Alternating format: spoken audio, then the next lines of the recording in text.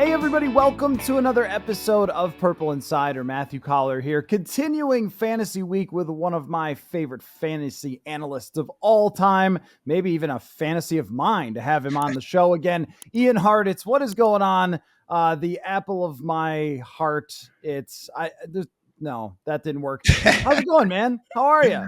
It's going great, brother. We've been doing this, pretty much every year. I still remember when you came on my fantasy pod, and I believe it was year 2, Justin Jefferson. You said it was going to be a Julio Jones level eruption, and I've just been trusting every single thing you say ever since, man. So obviously a lot of change going on with the Vikings, but yeah, man, a lot of, as we get in July here, probably still a month away from most people getting their fantasy drafts going, but never too early to, get a better idea for what's going on. No, you're right. It was after his rookie season, and I came on your show, and you asked about Jefferson. Is he going to continue doing this? And I said, who he reminds me of is Julio Jones, because there's no answer to him. He can go deep. He can go underneath. He can go intermediate, yards after catch. And neither of them catch a ton of touchdowns because there's so much attention on them. The mentions to that tweet, because you guys put it out there in a little clip, I should have gone back and retweeted it when he signed the biggest contract ever for a wide receiver by about 50 miles, because I think I nailed that one. But when it comes to the Vikings wide receiver, it's a great place to start, Ian, because I think that there's a lot of discussion here about how the quarterbacks are going to impact what is happening with the wide receiver stats for Jordan Addison and Justin Jefferson. So what is your opinion on how much the quarterback situation, just broadly, just over the entire league, has an impact on what type of numbers wide receivers put up? Historically, we have seen the wide receivers with rookie quarterbacks struggle a lot. I mean, I went ahead and just did this study where offenses with a rookie quarterback starting at least 10 games since 2010, and it's happened 41 times. Only 5 of those teams actually produced a wide receiver that posted top 12 numbers, so just 12% hit rate. Only 13 actually had top 24 numbers, so just a 32% hit rate. Average finish, wide receiver 33, median finish, wide receiver 35. Look, those aren't terrible numbers, and when you do look at offenses like Washington, for example, I mean, Terry McLaurin is basically priced where that is. So I think he's a certainly fine investment. But man, Justin Jefferson and Jordan Addison in this offense, man, are going to need to be the elite talents that particularly Jefferson, we know he is. And Addison, to his credit, looked certainly pretty damn good as a rookie there. But it's just going to be tough, man. Like, their back is against the wall. Addison is certainly, the more affordable price one. But with Justin Jefferson, again, it's not that anyone, I think, in the fantasy community is doubting him. It's just literally like, do you want to rank him 4th or 5th at the position? Because the other guys at the top, CeeDee Lamb, Tyreek Hill, Jamar Chase, and Amon-Ra St. Brown, they have a similar volume projection. They have a way more secure quarterback, under center. And yes, I would probably take Justin Jefferson over all those guys in terms of a pure talent. But we're just always trying to ride that line in fantasy land where it's like, all right, the talent, the volume, how's the quarterback, and how's the overall offense I'm in? And yeah, some of those factors overlap each other, but that's the issue here for Jefferson and accordingly Addison as well. Right. And you knew when Kirk Cousins was the quarterback that he was going to pump the ball to wide receiver 1. Yeah. I mean, as much as any quarterback in the league, he was going to work his guy. And you were going to get these huge numbers from Justin Jefferson as he put up historic numbers to start off his career. Now, what if I told you, and maybe this doesn't change your mind all that much, but what if I told you that Sam Darnold would start the entire season? Would that change how you think of these two wide receivers? I would give Kevin O'Connell more of the credit than anything I think Darnold's going to do. I mean, seeing what he got out of Nick Mullins and some of those guys down the stretch last year, even the Joshua Dobbs game, like just literally communicating before the snap, like that was awesome. But no, I mean, I think that's worse, honestly, because we have 50 plus starts of evidence that Sam Darnold is a mediocre to terrible quarterback. And yes, the Jets teams weren't exactly putting him up in success, but how many times can we just rewatch that one random throwback pass he had against the 49ers, and just say, well, look, the guy's still got some talent over here, maybe some untapped upside going on. So for me, I want to see McCarthy get out there, in a hurry, because he's the one that, again, I believe does have the higher overall ceiling. This whole narrative about him just, it's almost like while he was kind of going throughout college and the draft process, they almost acted like this was a Stetson Bennett walk-on, sort of talent, not a former 5-star recruit who finished his high school career winning a freaking natty at IMG Academy. So for me, it's McCarthy going out there, proving that he is the elite recruit recruit and just quarterback that honestly he's been recruited as his entire life, and then hopefully making great things happen with, again, JJ and Addison. So I will say, sucks for the Vikings, but not having TJ Hawkinson probably on the field for the first month or two of the season, it does squeeze those targets down a little bit. But initial fantasy life projections that we have up on the site have Justin Jefferson dominating, obviously 150 targets, Addison just 98. So again, it's trying to balance that, having Darnold, having McCarthy, perhaps a bit more of a run first offense, and then can they make the most out of those opportunities with probable mediocre quarterback play? So it's always interesting for me to ask people about Sam Darnold because it only goes one of two ways. The one way is, did you see who was coaching him with the Jets? Did you see who was coaching him with Carolina and his end of his Carolina season, plus what he looked like in San Francisco? And then you're making horrified faces at this. But then the other side is exactly what you said, which is, this is just not going to happen because it's Sam Darnold and he's a bust. And I am stuck in the middle here because having seen what Justin Jefferson can do, even as you mentioned for Nick Mullins, I do tend to think that any version of Sam Darnold before has to be better when playing with Jefferson. And he did have a brief run with DJ Moore where he threw him the football a lot. And DJ Moore is good, but he's not Justin Jefferson. I also think that Kevin O'Connell is really good at getting wide receivers open. Yeah. So whatever the best possible version of Sam Darnold that he could be, he should be here if he wins the job. And from what we saw out of minicamp, at least where we ended the spring portion, it looks like Sam Darnold would at least start the beginning of the season, which I imagine, because we're kind of looking from a receiver perspective here, I imagine that throws even more of a monkey wrench into the entire thing. But I do think that it's more possible than it would be with almost any other team that the Sam Darnold, he's actually good, but has had bad situations, the Rich Gannon, the Jake Plummer. Yeah. I think it's possible. That's where I'm going to put it. I think it's possible. It happens. There are exceptions to every rule, but the majority of these quarterbacks, again, like once you've seen them 50 plus starts, man, I do tend to, again, just, probably give up on them. But hey, I will say what you're talking about with the Jets supporting cast. I mean, also, if you guys haven't been checking out Le'Veon Bell's Twitter recently, absolute treat, some of the slander he's been throwing out there against Adam Gase. But I came up with a metric earlier this offseason, supporting cast rating, where I basically took all the PFF offensive grades that aren't passing. So I averaged every team's receiving, rushing, pass blocking, and run blocking over these past 5 years. And yeah, the Jets since 2019, 31st, 29th, 17th, 31st, and 31st. So meanwhile, the Vikings, man, over these past 2 years were 8th and 10th, overall over these past 5 years, they're a top 12 offense. So offensive line, I mean, it sucks, man, that Kirk Cousins got, obviously just the entire Kirk Cousins injury sucks, period. But like finally they were starting to actually get what could be called an average to above average offensive line around him. And that is in fact when he goes down. So skill position weapons are loaded. And hey, I mean, if Nick Mullins can get for 400 yards, maybe Darnold can a few times as well. So it does sound like, though, that you're pretty confident it is going to be Darnold for, if I said over under 8 starts, where are you going with that? I think that's a good over under. The date that I have targeted is when they come out of the bye week and they play the Detroit Lions. So I think that's at week 6.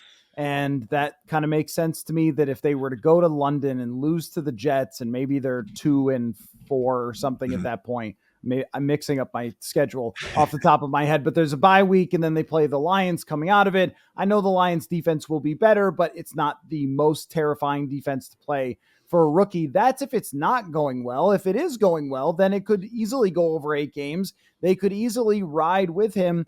And I think what we've seen from JJ McCarthy is that, of course, he needs a lot of work, but they're going to let him do that. Like there's going to be no pressure from Kevin O'Connell on JJ McCarthy to get in. I think where it gets uncomfortable is if Sam Darnold is bad off the start of the season. If they lose to the Giants, then they've got the 49ers, the Texans, the Packers, someone else has the schedule in front of them and like, what is this guy talking about? But they've got a very hard start to the season. So if they struggle there, but I would not be surprised if that went over, if he ended up playing more than 8 games. And I don't mean to overvalue what I saw in minicamp, because that might make me sound kind of silly in a few weeks, but he looked very comfortable throwing the ball around. He looked very comfortable with the offense and was way ahead, many, many miles ahead of where JJ McCarthy was in terms of mini camp. So that's how they're going to start training camp, and we'll kind of see from there. The arm talent's always been there. The dude went number 3 overall back in the day for a reason. But I mean, here it is. There's been 76 quarterbacks, at least 300 dropbacks since 2018. EPA per dropback, Darnold 63rd. Completion percentage over expected, 61st. PFF pass grade, 60th. Passer rating, 67th. Yards per attempt, 56. Again, like we're just putting a lot of eggs in the maybe he's the exception to, sucking your entire career and then really turning around. So we'll see what happens. But hey, you know what? There are NFL offenses and teams that maybe aren't the best real life squads, but still manage to put up some pretty good production in fantasy land. So that's the path to success for Jefferson and Addison. And hey, if his defense, isn't exactly going to be overwhelmingly good, if they're just going to be completely blitzing and not being able to get to the quarterback at all, what a tandem that is. Could be another situation where we get some fantasy friendly shootouts.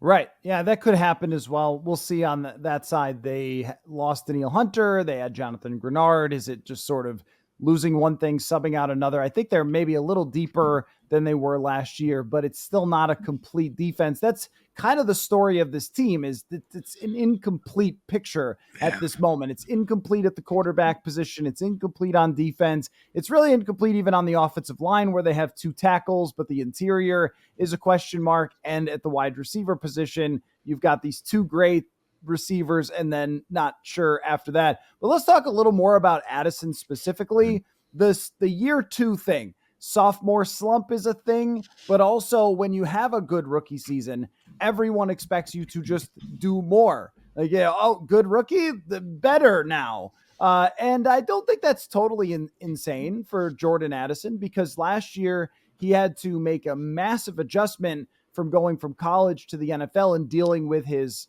height and weight, which he's not a very big guy, and went into the offseason, seemed to add a little bit of muscle, but talked about taking a better approach to getting off of the line of scrimmage and creating separation, which I think we saw a little of just his improvement there in minicamp.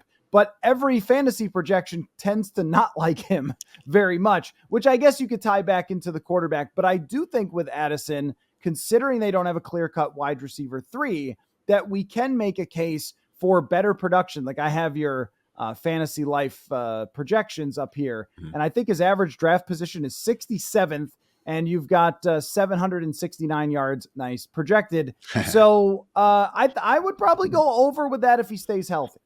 He's going wide receiver 39 right now over at Underdog Fantasy, which, my God, look, they'll get better by the time the season starts, everyone. But right now, like if you look at some of those ESPN or Yahoo ADPs, just do yourself a favor and go look at the best ball streets where people with actual money are playing with this. So you don't see guys like Drake London going around 3 or 4 on ESPN, because I don't know what happens in those mocks, but that ADP is wild. But okay, Addison, wide receiver 39. He's going next to Roma Dunze, DeAndre Hopkins, Rashee Rice, Lab McConkey, fellow young receivers and offenses that do have some question marks. Again, we probably only have 10 or so wide receivers in the NFL that are just clear-cut number ones with a good quarterback, and we actually trust their talent. So with Addison, it's just kind of a matter of like, okay, when I'm actually investing at him at this price, am I okay enough with the potential downside at quarterback to go from there? So I thought what we saw out of him was pretty great, man. I mean, the double moves that he can put out there on tape.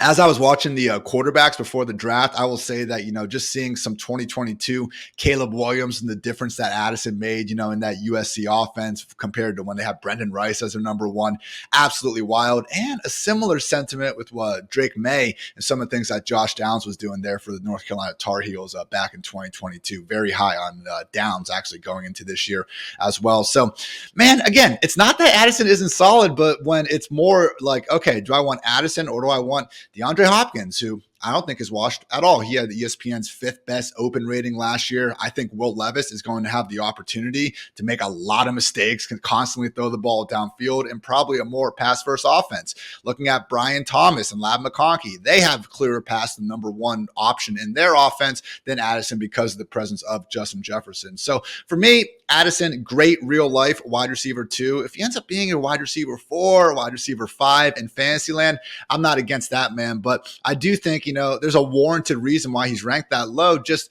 again, overall offensive environment. And when you have Jefferson there, it does make it that tough to be that much higher on him. So, hey, again, Hawkinson's out for a little bit, going to give Addison the chance to rise up in the beginning. But I'd be a little more curious to see exactly who emerges as the number 3 in Minnesota, because this offense, coming from obviously O'Connell, coming from the McVay tree, we've seen them utilize 11 personnel more than just about anyone. So I do wonder if it's as simple as Brandon Powell actually being someone that we should be taking a look at in the final round.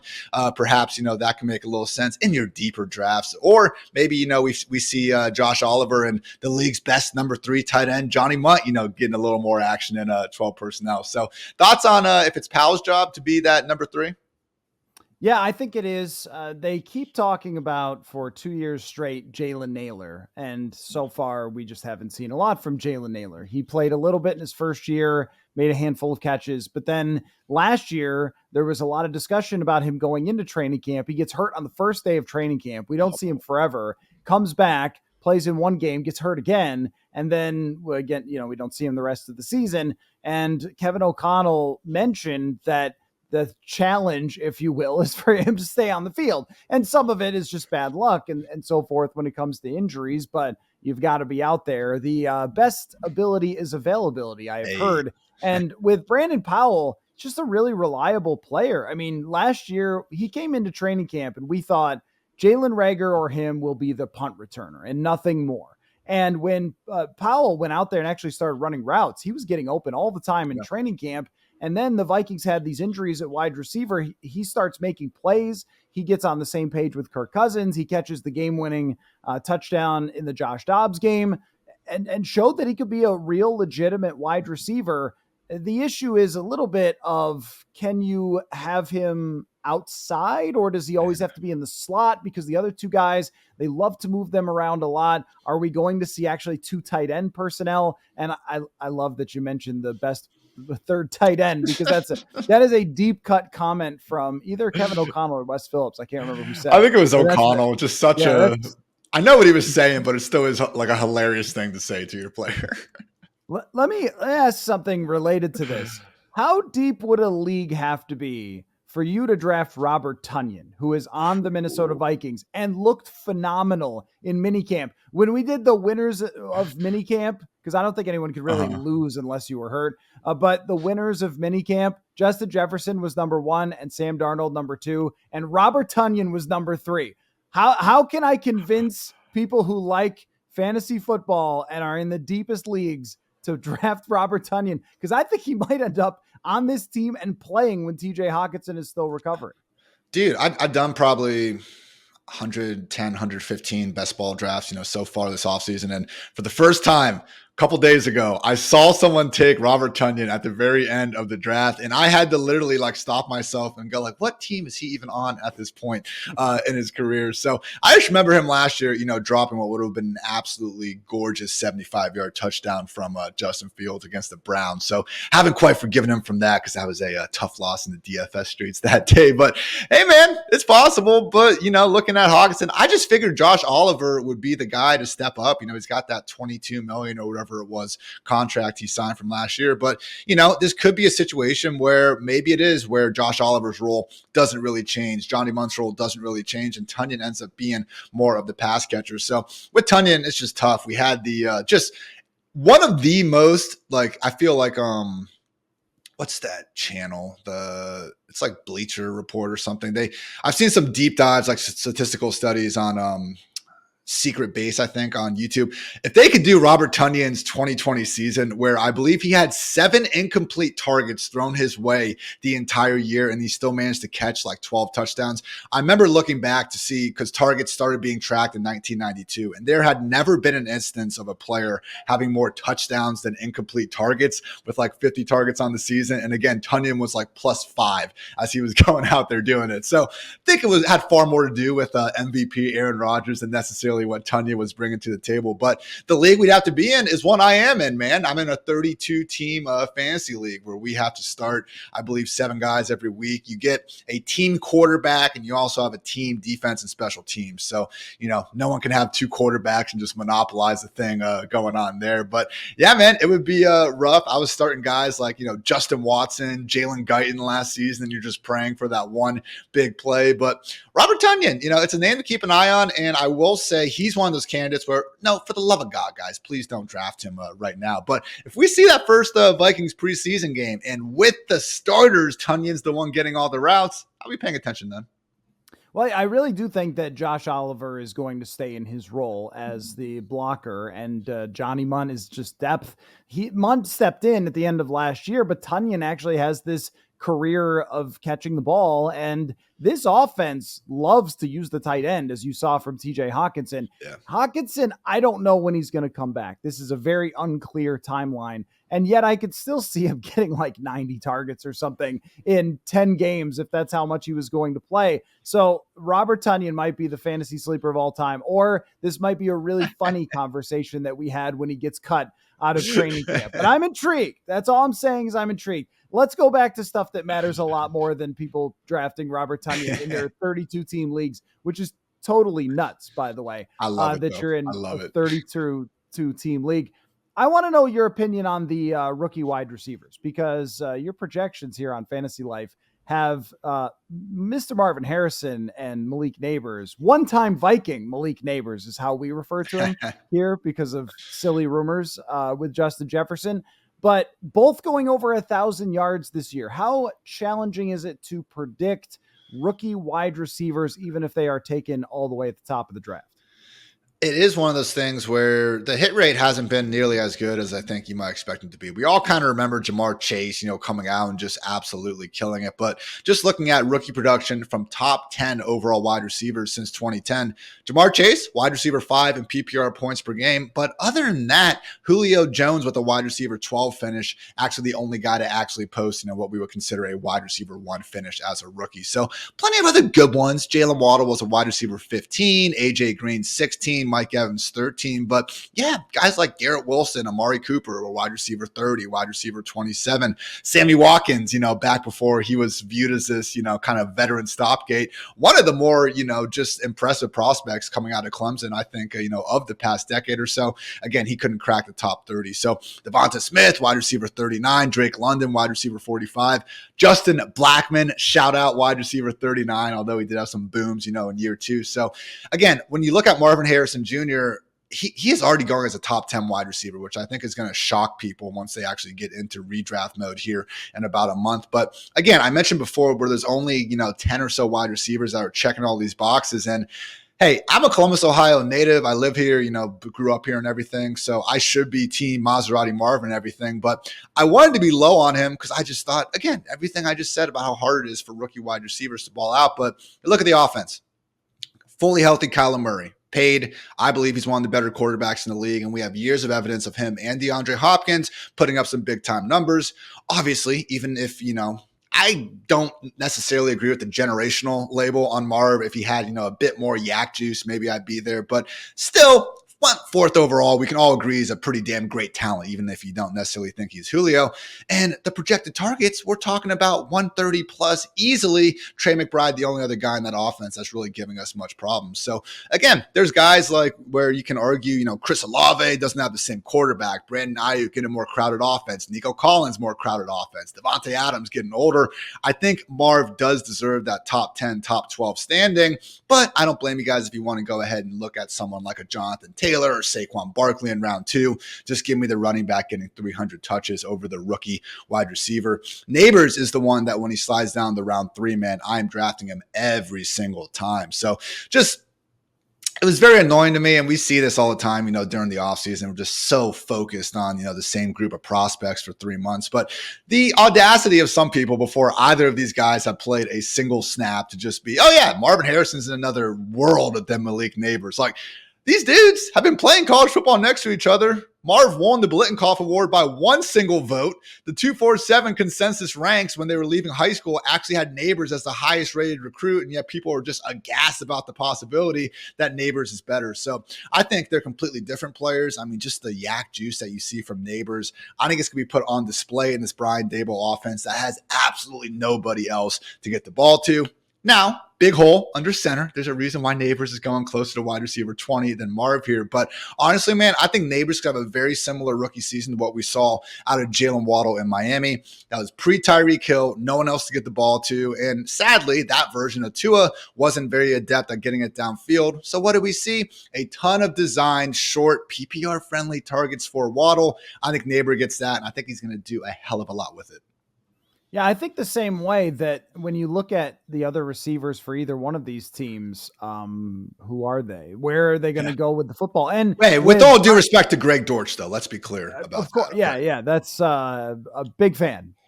Don't ask any follow-ups. But you mentioned Brian Daboll's offense there with the New York Giants. And when you look at when he was with Buffalo and how they got the football to Stephon Diggs over and over and over again, it was a lot of short passes with Josh Allen when Stephon Diggs first got there with Daboll. And you could see them look into the same thing because you're not really going downfield a ton with Daniel Jones as your quarterback. Or should I say maybe Drew Lock? I know that, buddy, that's your guy, Drew Lock, but it's probably going to be Daniel Jones as the starting quarterback.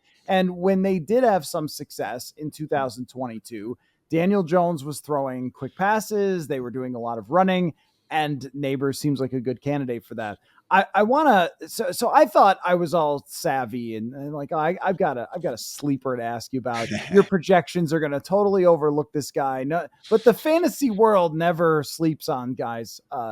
Deontay Johnson in Carolina is an interesting one for me because I started going through and I was like, I'm going to throw some random guys at you that I think are really interesting to talk about. Carolina in general is interesting to talk about because we assume that they are going to be horrendous and that Bryce Young is going to fall down every time he snaps the football. But I think that the addition of Deontay Johnson is one of the biggest offseason adds for any team to help Bryce Young have someone to throw to who can get open. And of course, he is ranked quite highly in terms of his production on Fantasy Life projections. But that's my, hey, you might want to pay attention to this guy pick for the wide receiver position. Yeah, and I think he qualifies as, pretty much a bona fide sleeper. I mean, wide receiver 44 right now in ADP. So you're going outside the top 36. No one's going too far out of their way to get you. But I'm with you, man. Longtime Deontay truther here. And just people have a tendency, I think, sometimes to hold one play against these guys too much. We just remember Deontay not looking at the football, the live ball on the ground, rolling around his feet. Didn't look like he gave great effort. Literally the play before that, he caught a touchdown that they end up overruling, even though Gene Steratore, whoever said it should have been a touchdown. I always love when they can't even figure out on the broadcast, what isn't a touchdown catch in the year 2024, but story for another day. But with Deontay, it's like he's the only wide receiver that we seem to hold drops against. Guess what? Puka Nacua led the NFL in drops last year by 4, and no one cares because it's just an aspect and a stat that happens when you get open a lot, and guess what? Pretty hard to get open enough to drop a football in the NFL. Tyreek Hill has more drops than Deontay Johnson over the last 5 years. Same amount as DK Metcalf, Deebo Samuel. Again, much more of a result of getting open enough, which Deontay has done better than just about anyone else. Love this new stat out of ESPN Analytics, free stuff. You can go to the page and everything, but it's an open rating because sometimes you look at the separation stuff and you'll see these random tight ends leading the league in it because they're only measuring the distance from a defender when they catch the football. ESPN's open rating actually looks at all their routes, whether they got the football or not, to try to quantify the separation. And 2019, Deontay, second among all wide receivers. 2020, third, fourth, first, and then 11th last year. So I believe overall, since entering the league, he actually is the number one separator in this metric. And look who he's been doing it with. Late career noodle arm Big Ben, Mitch Trubisky, Kenny Pickett, and Mason Rudolph.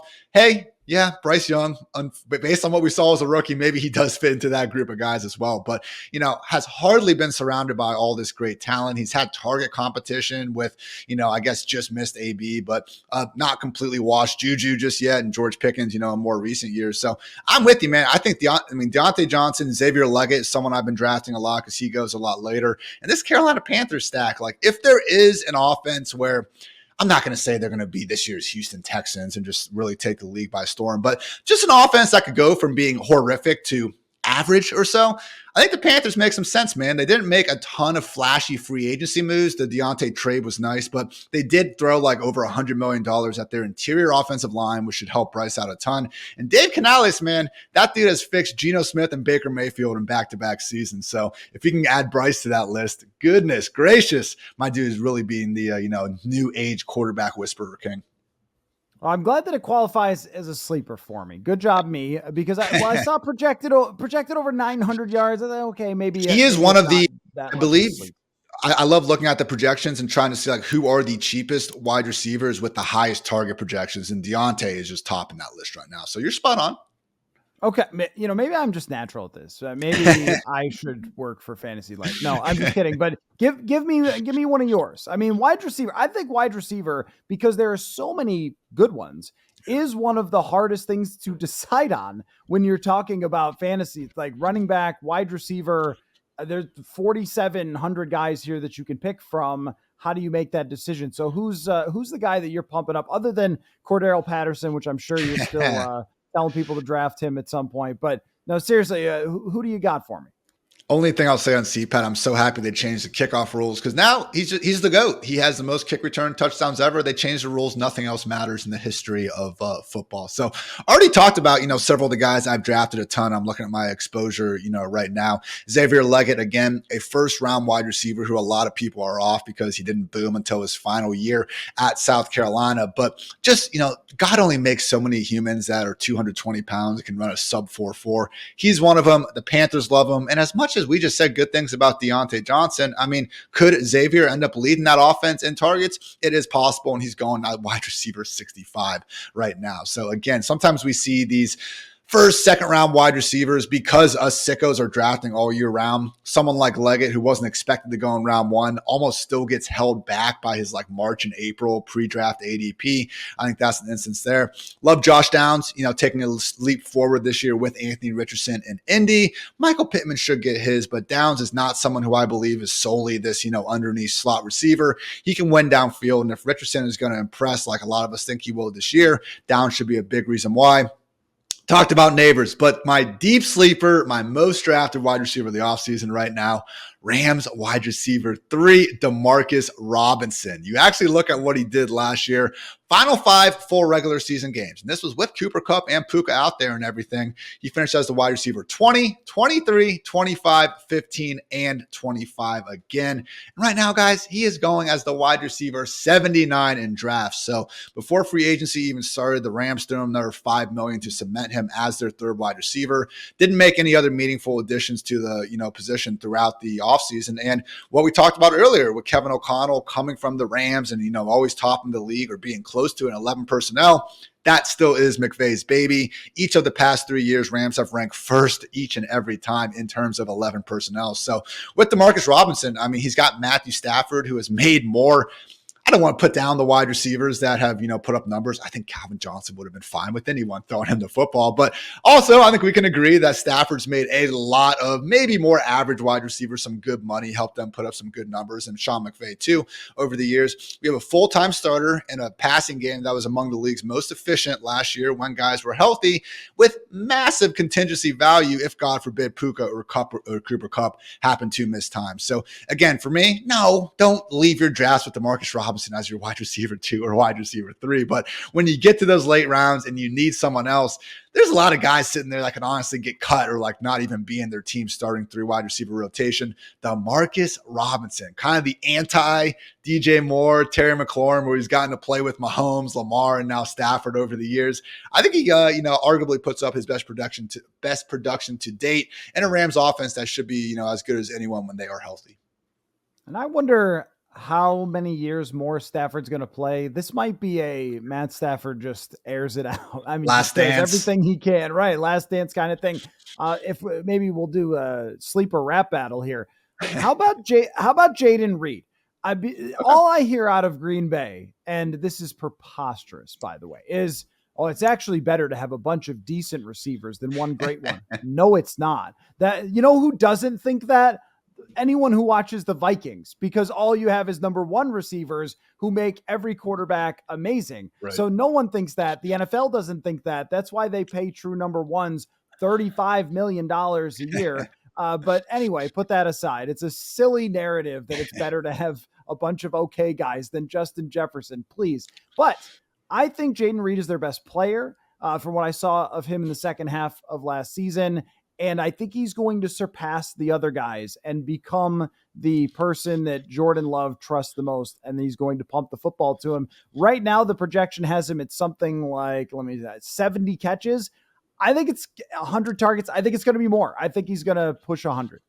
The fun thing about Jaden Reed, too, is you almost get that, like, Robert Woods, when he was with the Rams, that extra 15 to 20 rush attempts per season because of the way they like to use him in the offense. So I'm with you, man. He is the most expensive Packers wide receiver right now, but because they have those four guys, Watson, Dobbs, and, Dontavian Wicks, Hive also as well, stand up, they're all kind of depressed in price a bit despite Jordan Love, still being expected to put up some pretty big time numbers. So, hey man, he looked fantastic as a rookie. I mean, especially second half and the way he was able to come on. And the dude's a pretty freaky talent. I mean, I took all the next gen stats, fastest ball carrier times, and the only wide receivers to post a faster speed than Jaden Reed last year were DK Metcalf, Tyreek Hill, Jamar Chase, and George Pickens. That's it. So, I mean, Reed can seriously fly out there. He's shifty, and he's kind of got that fantasy friendly role in the slot where we can expect them to pepper him, with a lot more of those underneath easy PPR friendly targets. Still not sure why, just a simple screen completion counts the same as, hauling one in over the shoulder 40 yards downfield, but that's the game we play. So only thing I would say is just in these situations where we have multiple 3-4 guys that are probably going to, fit into the rotation going on in Green Bay. I think sometimes we can be a bit overconfident in how we expect that, projected pecking order to play out. So I'll say Reed is the favorite, but man, when Christian Watson's been healthy over the years, that dude has multi-touchdown upside any game he's, healthy enough to be out there. And don't sleep on Romeo Doubs either, guys. I mentioned the Dontavian Wicks Hive, and yes, I've watched him as well. He's a fun route runner, did some good things, good yards per route run and everything. But last year, the Packers in their 2 playoff games, Romeo Doubs had 234 receiving yards. No other Packers wide receiver had more than 35. So really is a situation where I think we almost just get tired of Doubs going out there and just being the stellar guy. Wouldn't count out him actually being the most productive of the group, and he is being priced outside the top 50 right now. Okay, I have one more question for you, and then I got a fun game for you. Hell yeah. So I want to stick with the division here and ask you about the Bears receivers. Keenan Allen is on the Bears. That should be very concerning to the Minnesota Vikings because Keenan Allen annihilates the Vikings as he did, especially last year.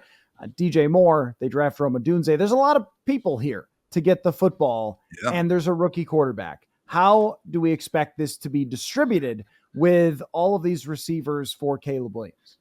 Pretty, even target shares right now. Our overall target projections have Moore getting 117, Keenan getting 106, and Odunze down there at 97. But that said, Shane Waldron coming over from Seattle, obviously saw Jackson Smith and the Jigba and even Lockett fall off in that offense. You would like to think that, Bears, hopefully better offensive line, Caleb being a better overall talent than Geno, although Geno's played some good ball over these past few years, not trying to put him down or anything. So it really is just the issue where there's only one football to go around. And accordingly, our projected ranks of these guys, Moore wide receiver 22, Keenan wide receiver 33, Odunze wide receiver 49. So we just don't have too many, instances of singular offenses enabling more than one or, best case 2 high-end fantasy wide receivers. In fact, let's see, there's only been 3 since 2013 that actually had 3 top 24 wide receivers at once.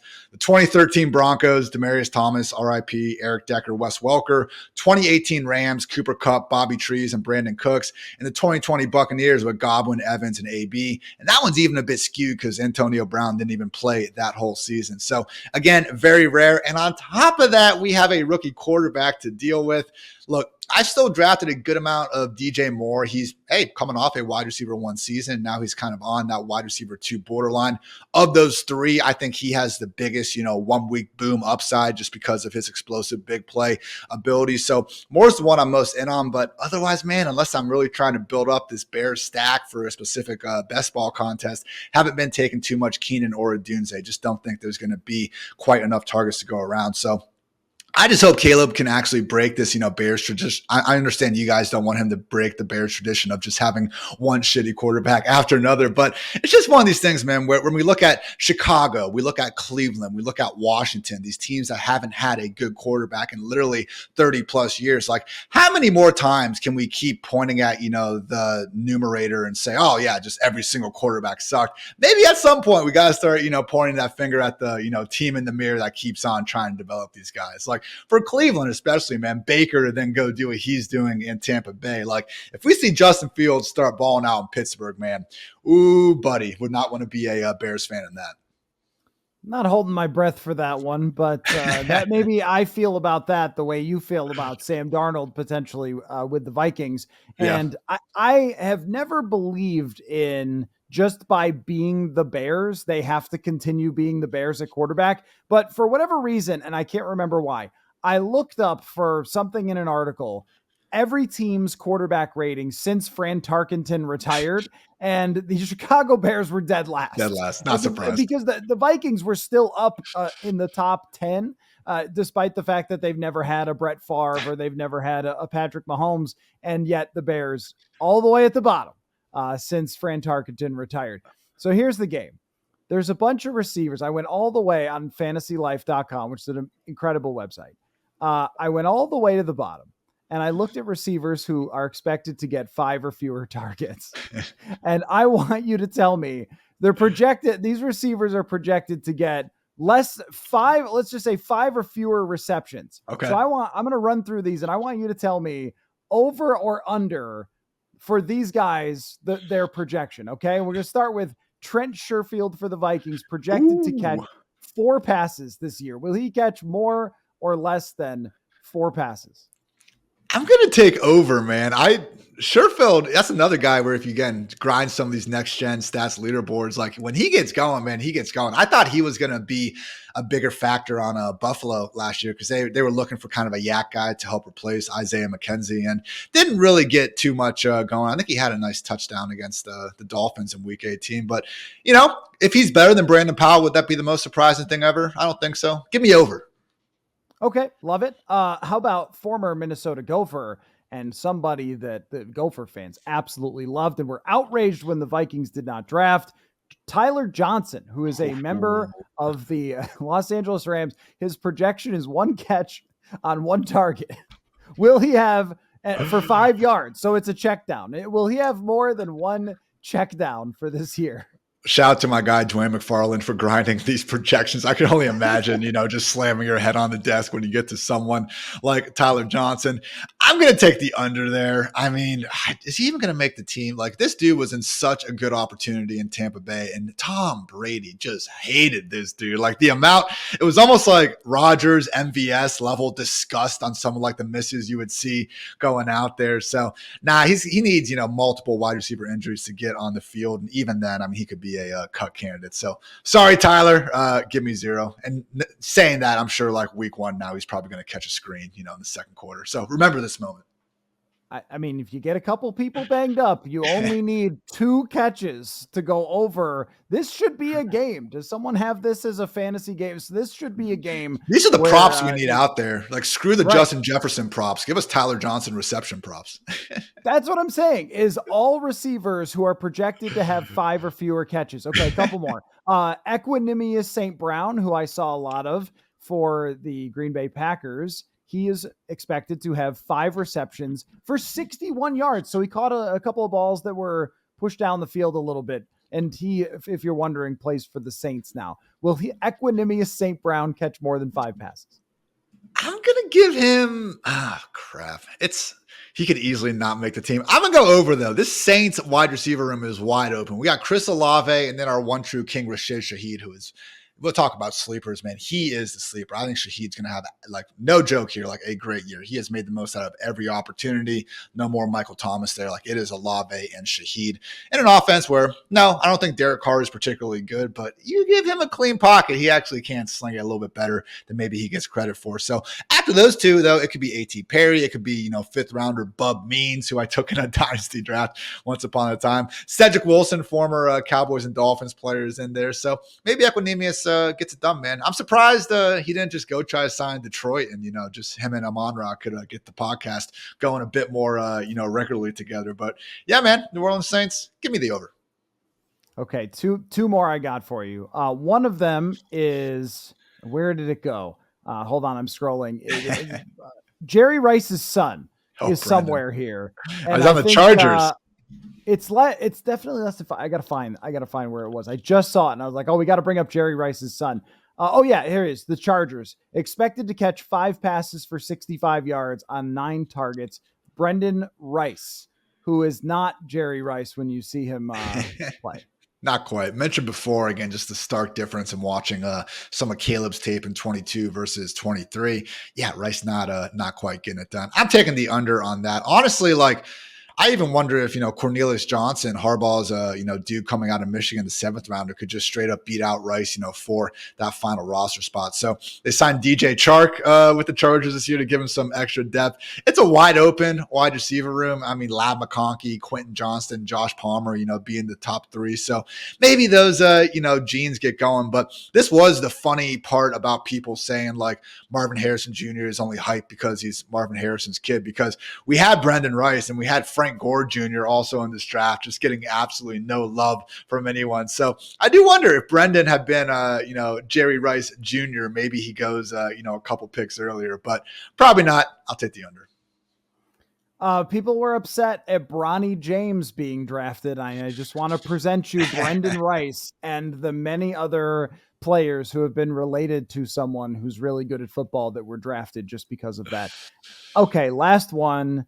I did not know. It's always my favorite when I go through fantasy projections and I go, oh yeah, that guy plays for that team, which is, I think that's an entire offseason podcast at some point. That guy plays for that team.